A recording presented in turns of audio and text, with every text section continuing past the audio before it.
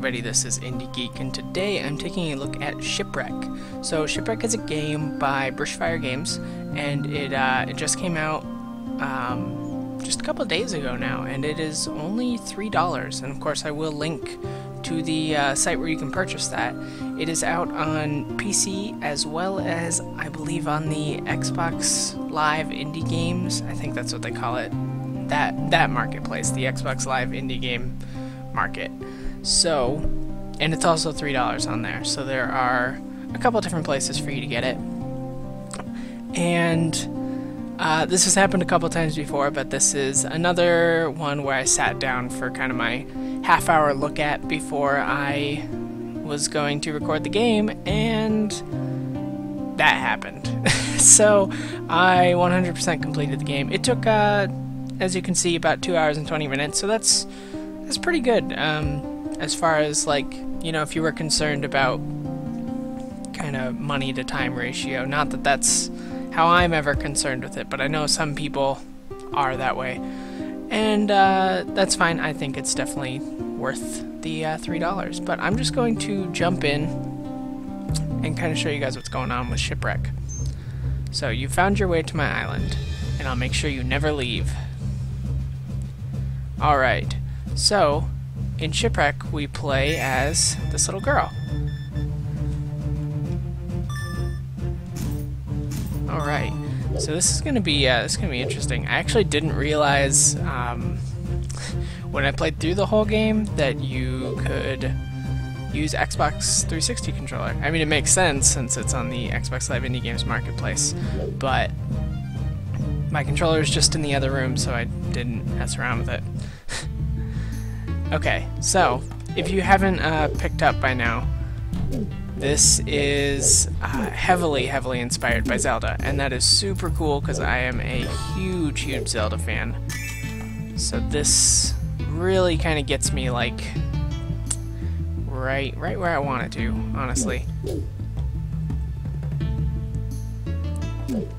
I think, like, as far as Zelda games go, probably the one it most resembles in my mind is...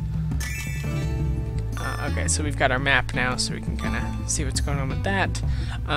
Link's Awakening, right? And it's got kind of a similar story structure to that, you know, because Link's Awakening, you're kind of in the mysterious land, and you're on the island and stuff like that. And this kind of has that same feel to it, where everything is a little weird, and you still kind of get, like, this sense that things are a little menacing, but at the same time it's super colorful, which is one of the things that I always liked about Link's Awakening. At least, of course, the colored version that was released, because there was a non-colored version as well. But that's I mean, I'm not gonna talk about Zelda for the entire video, because that's not really what this video is about. This video is to show off Shipwreck, but I figured that would kind of give you guys a frame of mind of kind of what to expect from this.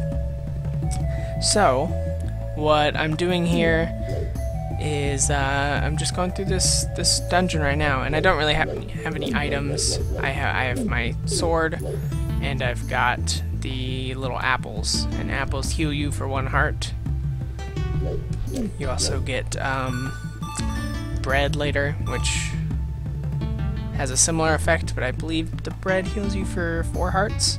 So, you know, things aren't too complicated right now, like puzzle-wise, stuff like that, because it doesn't need to be. And then that's our money. And obviously it gets more complicated as we get more items.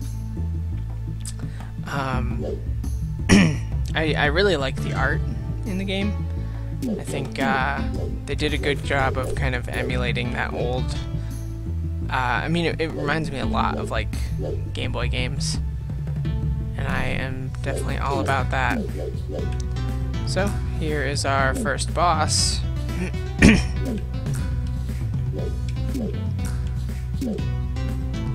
And, as far as, like, the difficulty, I never found it to get too difficult.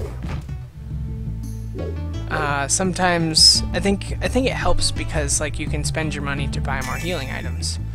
Alright, now I have a shield. Excuse me. So, now I can shield to block stuff. And that will of course be very helpful. So that was kind of our introductory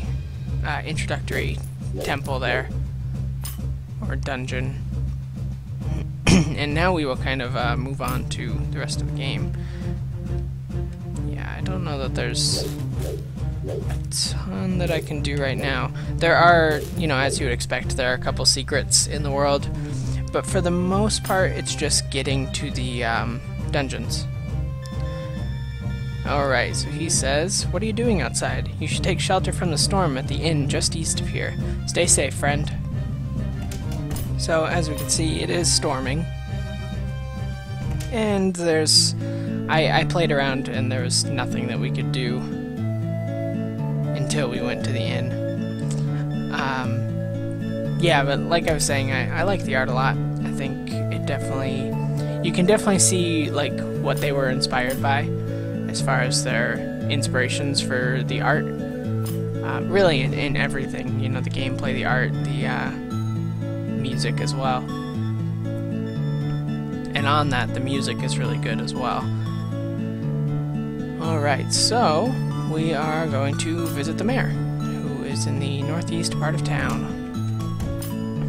So I'm not going to show off too much of this game. I mean, it'll be like a typical, kind of what you would expect from one of my look-ats. So I'll probably just show off kind of like the first 15 minutes here. Maybe show off part or all of the next dungeon as well. But I'm not going to show off like any of the secrets in the game or anything. Why, hello there, traveler. Did you stumble into town during last night's storm? We've been having these storms for a while now, and they are no doubt troubling. You see, a terrible ghost has made his home on our island. He seems to find delight in chaos. These storms also mean no ships coming or going. It's just not safe, as you're no doubt aware. We tried to run him off the island, but he's taken up residence in the lighthouse. And unfortunately, the lighthouse is locked by the power of the 4 magical seals of the island. But with all our attention on keeping the town in one piece, we haven't been able to recover the seals. Say, you look like a brave adventurer. Would you help us get rid of the ghost? If you do, we can make sure you get home safely.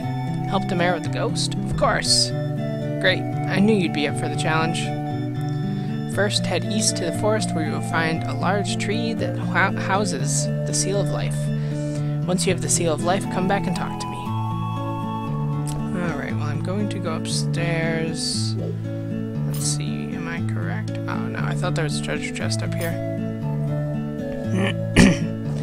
I mean the biggest kind of secrets, of course, are finding the kind of the other heart pieces, if you want to think of them that way. The mayor says he doesn't want anyone leaving town due to the ghost. Oh, the mayor is sending you to the forest? In that case, you can pass. Take care, traveler. Man, well, anyone could have told him that. Yeah, on the music. I really like the music. There's kind of like some of it's got like that classic kind of 8 or 16-bit soundtrack feel, but then like tracks like this, it still sounds kind of like an 8 or 16-bit, but it's also like a modernized version of it, which is super cool. I really like that kind of way of handling it. And I don't know that I've heard many other games do that before. So that's it's pretty cool. I like that.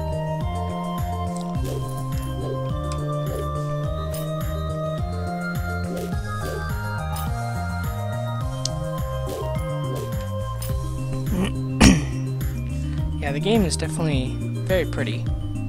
Especially, I mean, if you like, if you like pixel art, if you like this kind of aesthetic to begin with, then this is definitely a good representation of that. Alright, so this is also kind of a really good point on their game design.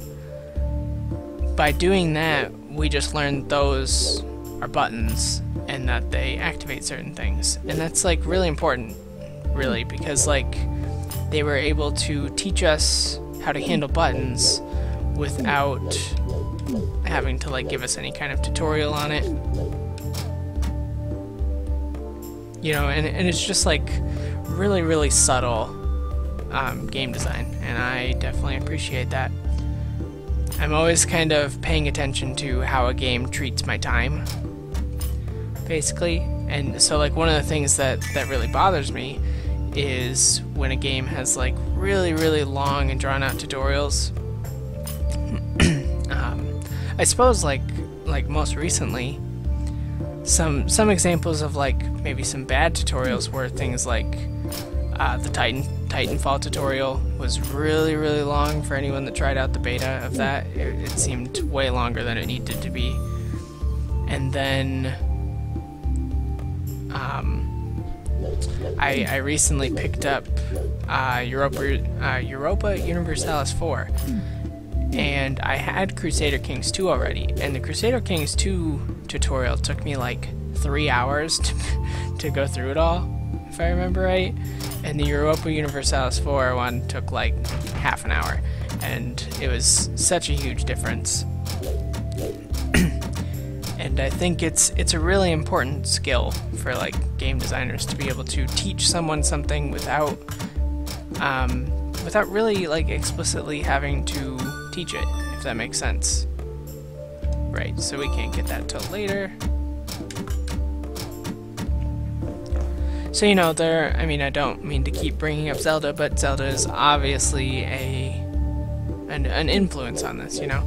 And there are, you know, a lot of the kind of Zelda tropes that we think of. Things like, you know, the puzzles, you're definitely gonna... Sorry, I keep pressing the wrong button to go to the map. I'm not just trying to, like, show off the start screen, I promise.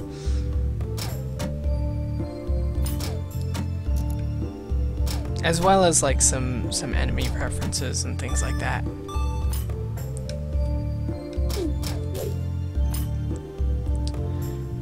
One thing I can say for a fact is, like, as far as like the Xbox Live indie game side of this, I mean, I've played a few games from the Xbox Live indie game, if that's what it's called. Wait, whatever it's called. I never remember the whole name. But I've played a few games from it, and oh no.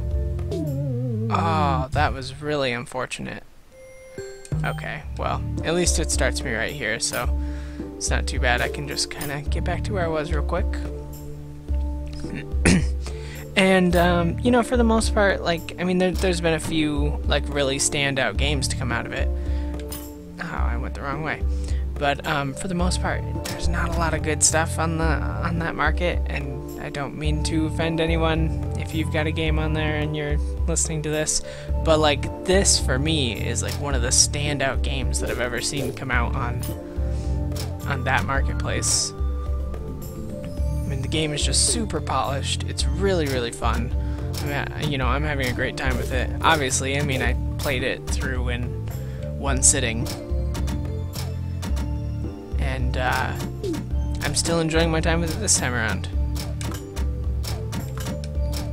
So, I mean, if that is, you know, if you're looking for a recommendation, this is definitely it. I wholeheartedly give this, like, a glowing recommendation, especially if you're a fan of Zelda games.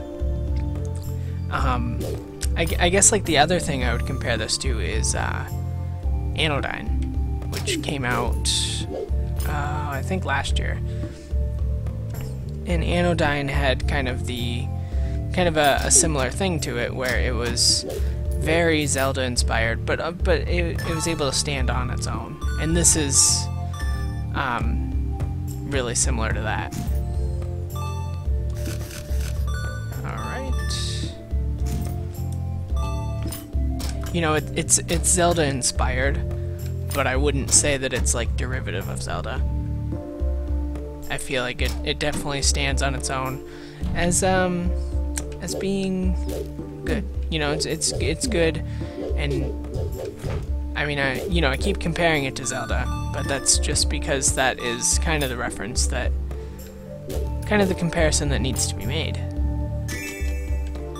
Alright. So...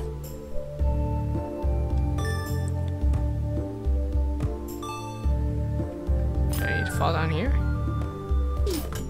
It's so funny to me that like some of these puzzles I'm not remembering how to do, even though I just did them. Okay, so that is still not open. Nice, double dodge.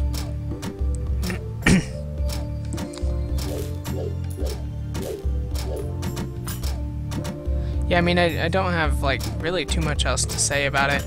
I'll probably just finish up this temple and call it good.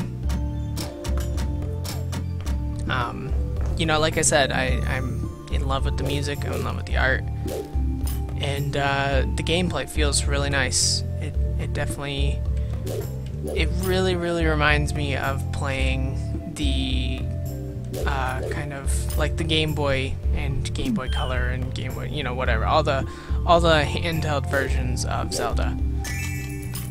You know, it reminds me a lot of Link's Awakening, like I said, and it reminds me a lot of the Oracle's games.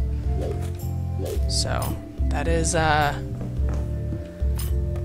you know, that's really good.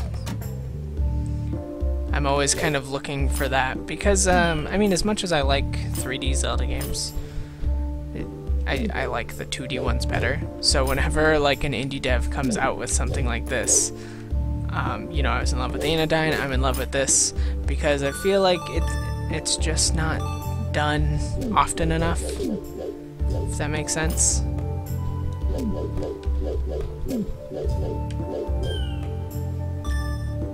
Okay, so this is, if you haven't figured out what I'm doing here, this is one of those puzzles where I'm going to have to fall from up here to get what I want down there, which is, of course, the heart piece.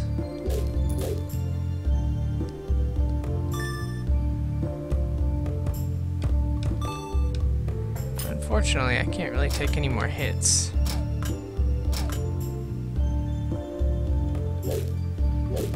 Alright, so...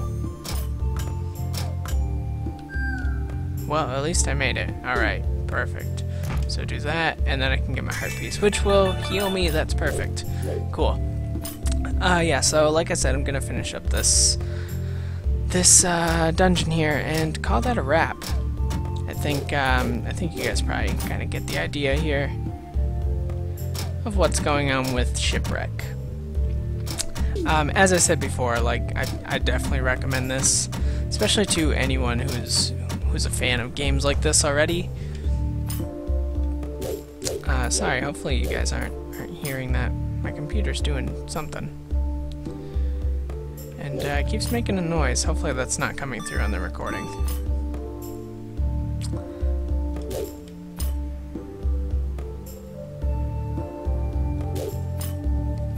Yeah, I mean, I'm not going to talk about my impressions too much more at this point, just because, I mean, I've kind of said everything that needs to be said. So, I'm just gonna kind of enjoy getting to the boss here and hopefully killing that boss. Oh, right. I forgot that it was the big crow. Or raven, whatever it is.